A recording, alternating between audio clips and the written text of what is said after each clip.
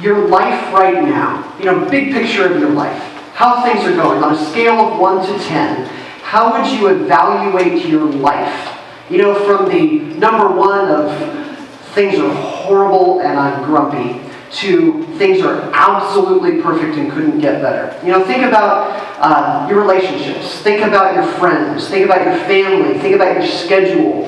Think about your routines. Think about if you're doing the things you want to be doing.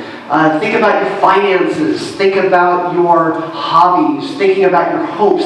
Think about it all. And where on a scale of 1 to 10 would you say, I am here? So think of a number. Don't say it, but just think of a number. Where are you at? Settle on a specific number. Everybody has to at least choose a number. Okay, because we don't have time to tell every story, and maybe some of us would not want to tell our stories behind our numbers, and that's okay. You can always do that later.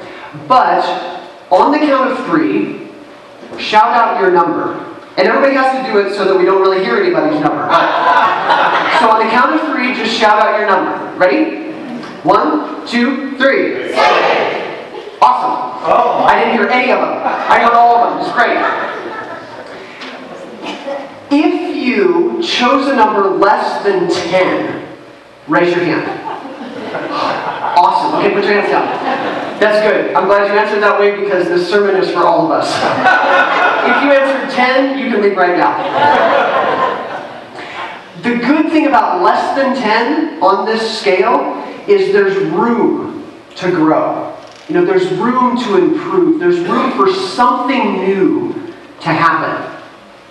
I love what Frank Sinatra says about this. We've all heard it, so listen to it and see what Frank Sinatra says about this. Listen for it. It's coming. Out of the tree of life I just picked me a plum. You came along and started to hum. So let's read a good bet, the best is yet to come. That's right. I love it. I grew up in a house where none of us would ever evaluate our own lives as a 10. We always were brought up to think that there's more out there. Even if you had a winning season at soccer, you could do better.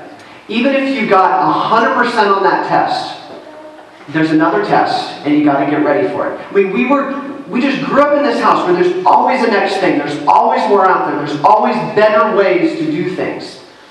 And we never really thought that anybody else's life was perfect. My parents really trained us and taught us to think nobody's life is perfect.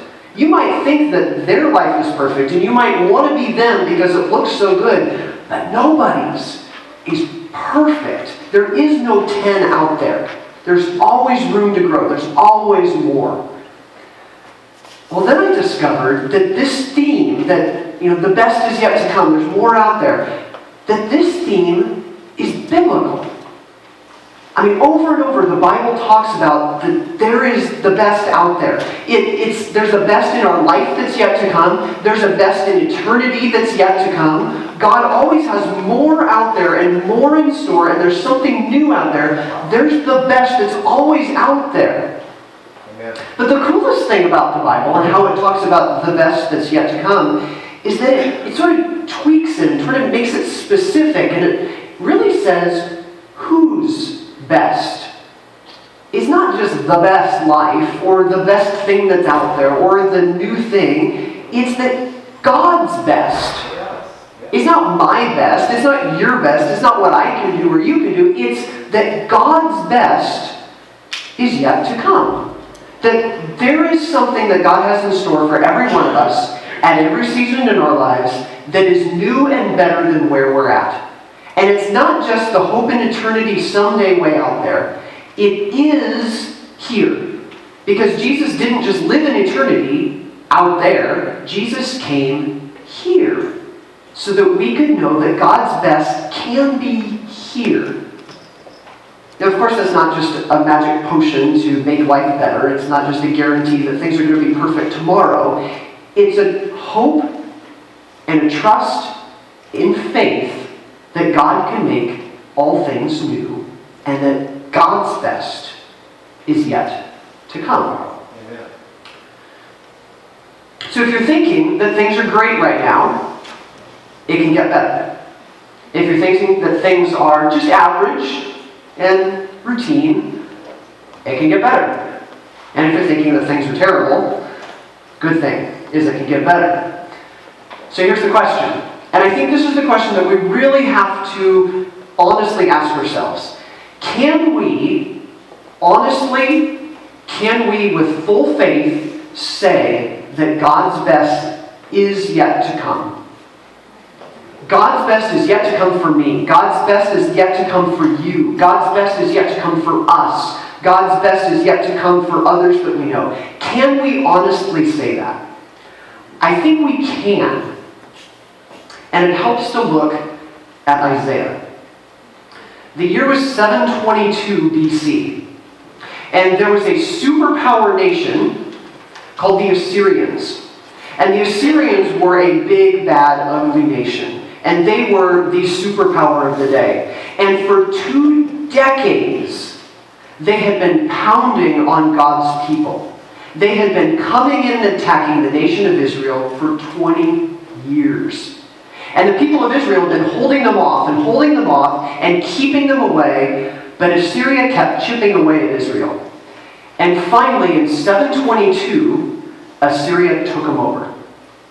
Now, when Assyria took over a nation, they didn't just conquer a nation and everything's done. They took that nation, and it was never the same again. So they would take a lot of those people, and they would move them back to Assyria so that they were not home anymore. And they would take some of their people, and they would move them into the place that they conquered, this time into Israel. So they would mix everybody up, and nobody felt like they were home. So a lot of the people who were in Israel, they were moved to Assyria, and they had to start a new life, and they had to live there in sort of captivity. But then, to make it worse, God said, don't just live as captives. Put down roots, and build houses, and plant fields, and have kids. This is your home. Wow. But it didn't feel like home. But God said it's home. And they just must have felt this tension, this awful feeling of displacement, and I don't know where I am, and God is not with us here. God was there. Life was just a mess. So in the middle of that, God responds through Isaiah in chapter 43.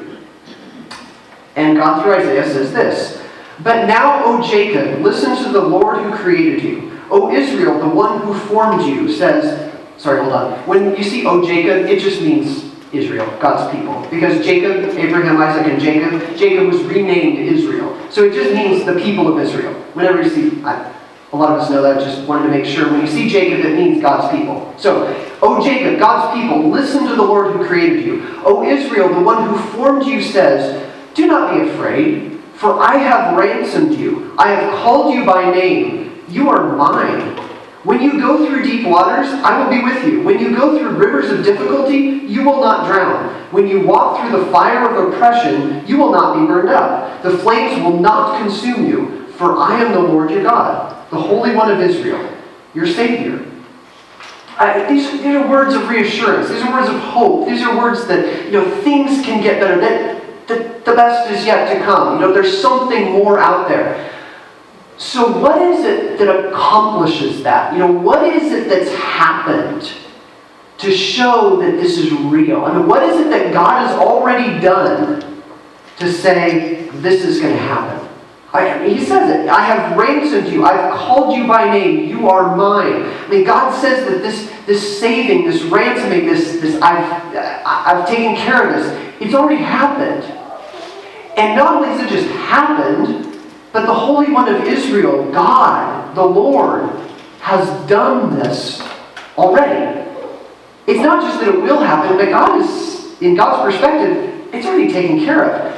Sometimes when we're trying to encourage people, especially the last couple of years, the popular thing to say when we're encouraging somebody or we're cheering somebody on when something's challenging or difficult, or somebody's trying to do something that's out of their ability, and we're cheering them on and we say, "You got this." We say, "Hey, no, you got it, Richard, you got this. Gail, you've got this. You can do this. You've got this." It's like Isaiah's saying, "No, you got this. It's taken care of." But then I think he says it even better. He says it, God's got this. He's got it taken care of. And he says it so personally that I think what he's really saying is, God's got us. God has you. God has me. God has us. Because it's not just that God can fix the situation. We all need situations fixed. But it's that God has us in the middle of the situation. He has hold of us. I love that passage in Deuteronomy. It's just sat with me for a long time. The passage is, God's everlasting arms are underneath us. I need everlasting arms underneath me. Not pushing me down, not pushing me this way, but I need them underneath me to lift me up and carry me. God has us. And I wonder what the people of Israel thought when they heard this. I wonder, in the middle of their, displacement, their life, we're not with God, we don't know what's happening, I wonder how they felt. Surely they felt some encouragement, but at the same time, when you hear encouragement and you're going through tough times, you also think, no. Are you serious? I don't see the evidence. I'm still here. Nothing's changed. I don't see it. And to that, Isaiah in this passage says, and God says through Isaiah, "I will be with you." So, what difference does it make that God is with them? Because they're still there. They're still dealing with life. So what difference does it make that God is with them? I know many of you have been through the situation of dealing with an ailing parent and having to figure out care for that parent. We have dealt with this with my mom for a number of years before she passed away a couple of years ago. And my mom at one point, she had been in care homes for a number of years and dealing with Alzheimer's and increasingly severe Alzheimer's and increasingly stepped up care. And at one point she broke her hip. And when she broke her hip, she was in the hospital for a couple of weeks, and because she had severe Alzheimer's, it was just a challenging situation of how do you recover and where do you go, and she can't do physical therapy, and it was just sort of that mess. Well, the home that she was in when she broke her hip said, "We can no longer care for her. Her disabilities are too much, and so we can't care. You can't bring her back." So, of course, the next solution is you got to find a new place for her to live. So the social worker in the hospital gave us a list of Alzheimer's care homes that we could go to in Wichita, Kansas, to find a place for her. And of course, the hospital is saying you got to get her out of the hospital, and the insurance companies were saying you got to get her out of the hospital, and we're saying, well, we don't know where to take her. So we, Kimberly and I and my grandmother, hopped in the car and started driving around Wichita, looking at this short list of care homes. And it was not fun, but it was somewhere between looking at a bunch of places that just felt like dirty convenience stores and places that just felt like places you would never send your family. And it was horrible going to all these places. We interviewed the managers and we described the situation, and some of them would say, we can't accept her. And others, we didn't even want to be there, but we interviewed them anyway, just to say, what can you do? And, we'd check one more off the list, and we would hop in the car and drive pretty much in silence to the next one, trying to figure out, what do we do? And it ranked probably as, a 1 or 2 on our scale of one of those kinds of days.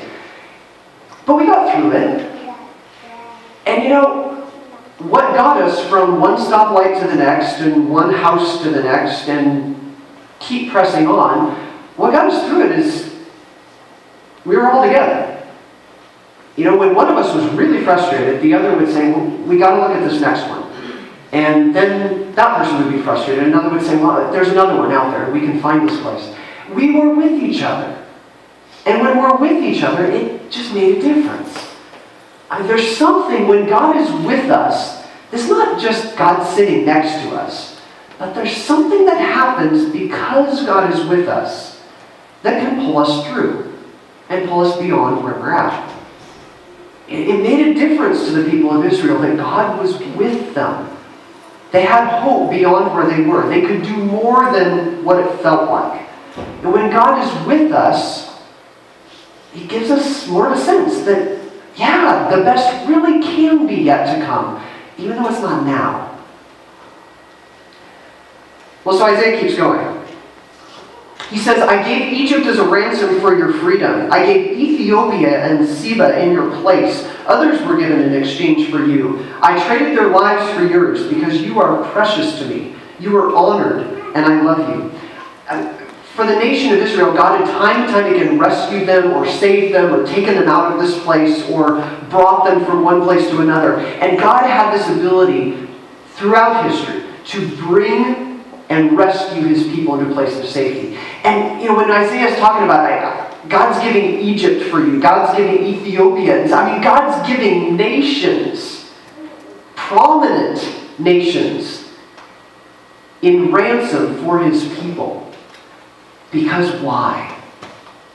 Because we are so precious and we're loved by God.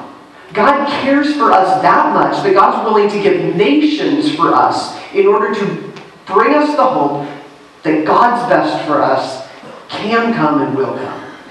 God's willing to go to those kinds of lengths. That means that God is not just with us, but God's on our side. God's for us. God's walking with us, and God is our champion. God is for us. And sometimes it feels like, yeah, God is totally for us, and I see it and I feel it. And other times, it's like, I don't know, I want to trust it, but I don't see it. Isaiah says, even in the midst of anything that happens, God is with us. God is for us. And God has us. And so what if we were able to say, with faith, with confidence, no matter what it is, if it's good or bad or in the middle or something, yeah, God, you have me. You have this. You're with me. You're for me. And this is not easy. This is faith. This is trust. This is bigger than life. This is the stuff that's hard to do. And how do we get there? I know there's no magic potion to being able to say, it's turned on and I'm faithful today. It's harder than that. Has anybody been to a museum recently? Okay, a few of us. Can you just think back to going to a museum, the last time you were in a museum. The thing that always surprises me when I go to a museum is that outside, there's lots of people, and there's noise, and there's horns from cars, and there's people talking, and there's noise. And you open the museum door, and what do you hear? Yeah! It's almost silent. And why? Why do you have to be quiet in a museum? It's not like you're going to ruin anything. There's nothing usually alive in a museum. You're not going to disturb anything. Usually we're looking at things on the wall, so why do we have to be quiet? Why do we tell each other, shh?